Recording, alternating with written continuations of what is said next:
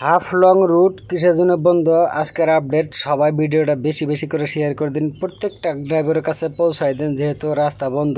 আর বন্ধকের জন্য রাস্তা ফাইটে গেছে গা, আর রাস্তা ফাইটে যায় হেরা, রাস্তা গইলে গইলে তলমিহি পড়তেছে, তার জন্য গাড়ি যাইতে পারতেছে না।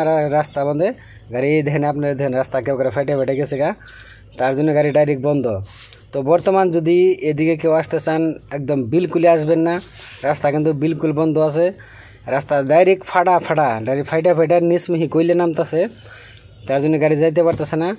আমরা মোটামুটি 5 দিন ধরে বই রয়েছি, আরও কয়দিন যে বই থাকা রাখবো তার কোনো গ্যারান্টি নাই। আর নিচে এলো রেল লাইন, আর এই রাস্তা ভাঙ্গে ভাঙ্গে রেল লাইনে পড়তেছে, তার জন্য রেলওয়ে কোম্পানির থেকে রাস্তার কামও করবার দিতেছে না, আর গাড়িও পারও হারতেছে না। রেলওয়ে কোম্পানি থেকে ডাইরেক্ট ব্যান করে দিছে যে রাস্তার কাম করতে পারবে না। এদিকে মানে রেল খাড়া আছে, ওইদিকেও রেল খাড়া আছে, ট্রেনও যাইতে পারতেছে না। এই রাস্তা আপনারা দেখেন কীরকম করে ভাঙ্গে ভাঙ্গে মানে চেরা চেরা করে ফাড়ছে।